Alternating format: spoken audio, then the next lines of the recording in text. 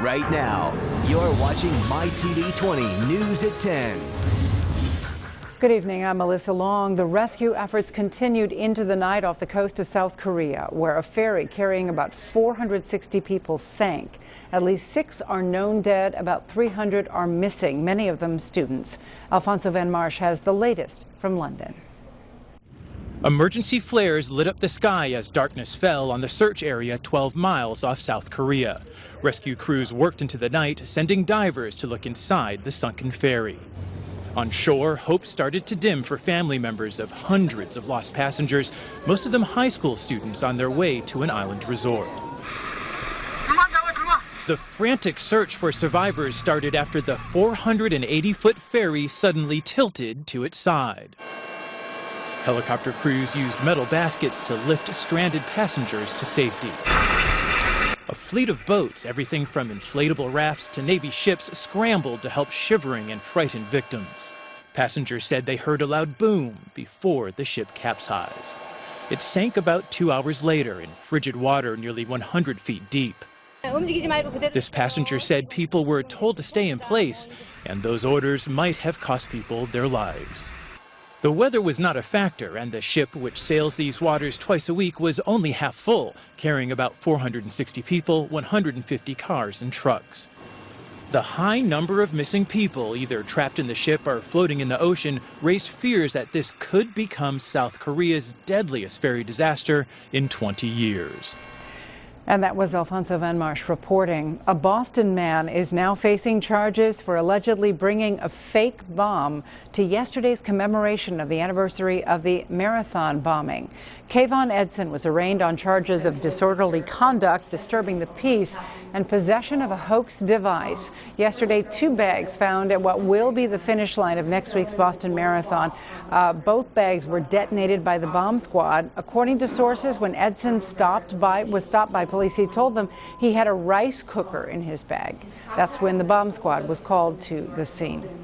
There are more than 3,000 people in Michigan waiting for organ transplants. Across the country, an average of 18 people a day die waiting for those organs. MyTV20's Jorge Avian tells us about an artist who's using his art to motivate people to become donors. I have a goal that is very clear, and I want to save lives with art. Artist Elton Monroy Duran hopes his art gets people talking about organ donation. His entire American Corpus exhibit, which is currently on display at the 555 Art Gallery in Southwest Detroit, was created to highlight the need for organ donors. The topic is to relate it to the organ donation, to encourage the people to be more shared and to be more lovely persons. No? It is a need from many people who are waiting for an organ. Elton is from Mexico and is visiting Detroit specifically to promote this type of art that includes mannequins as well as prints. He chose Detroit after learning about the 555 Gallery online. I have heard about Detroit and about the art scene right in the moment, and that was something that attracted me to the place. So I saw per internet this place, for example, since I was in Mexico. Elton is in contact with local organ donation foundations to see how they can work together to educate more people about becoming donors. Art have a very particular power, and art can touch the people very deeply. So we need to touch the people like that, so that they can feel more than only think. Elton tells me he plans to donate the money he makes from the larger paintings to people here in Michigan who need help to pay for organ transplants. For your news at Straight to the Point, I'm Jorge Avian, TV 20 News at 10.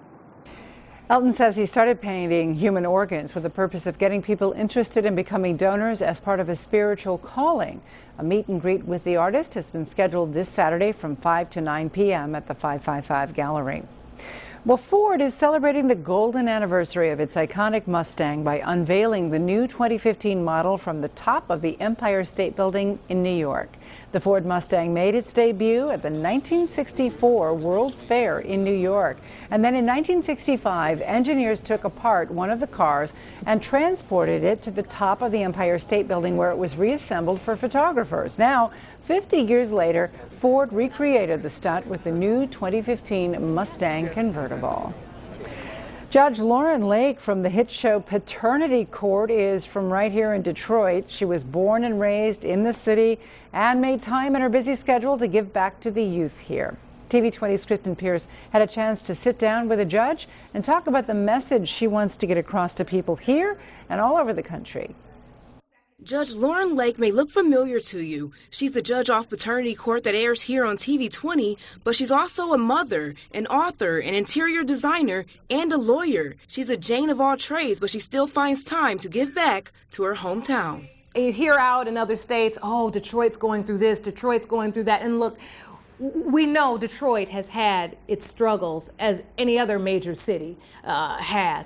But it's special to be home. I'm born and bred and raised and educated in Detroit, Michigan. Judge Lake was born and raised in Detroit. She attended Mercy High School, the University of Michigan Ann Arbor, and Wayne State University. Right now, the judge is on tour talking to entrepreneurs, single mothers, and students about living a life with no limits. There's so many people walking around with their dreams deferred, and it affects them. And I think getting out there and going around and reminding people that life is to be lived limitlessly. Judge Lake told me she loves her L's and focuses her tour around main points like live, love, link, and light. She wants people to walk away from her tour feeling empowered and motivated to pursue their passion. It's never too late to begin again, and if we all can light the path for one other person, we're doing our job. The judge is continuing her Limitless Living tour throughout the year. When I asked her if she wanted this to become an annual tour, she told me she wants to have this year-round. She says she doesn't want it to ever have to stop. With your news that's straight to the point, I'm Kristen Pierce, TV 20 News at 10. And you'll have a chance to meet Judge Lake and get her autograph tomorrow afternoon from 4:30 to 6 at the Northland Mall in the Target Court area. And remember, you can see Judge Lake every weekday morning at 11 right here on MyTV 20. Black students make up about 5% of the student population at the University of Michigan, but the university says it's working tonight to increase that number. Students camped out at the Shapiro Undergraduate Library back in February. The demonstration was sought to focus on the increasing number of minorities on campus. The university announced earlier today that it has developed some plans with the Black Student Union. They include assisting with transportation to and from campus. Blacks made up slightly more than 7% of the students before voters passed Proposition 2 in 2006. That's when public universities eliminated race as a factor in admission to college. Today, Life Remodeled and Detroit Public Schools announced a major fundraising campaign. The two groups are raising money for a radical makeover of Cody High School grounds, field, and classrooms. They released renderings of what the school will look like. There will be major improvements inside and outside the school. Right now, Cody High School does not have a football field or a track, but there are plans to build them. We decided to stop building a brand new house because in the past that was the center of our project, and it doesn't really excite the neighborhood as much as remodeling a school is something everybody can agree on, everybody can get behind, and we decided that needs to become the heart of our project. The nonprofit also made a commitment to remodel one DPS school every summer. A local college student is gaining some fame for what's on his face. We'll show you. Stay with MyTV 20.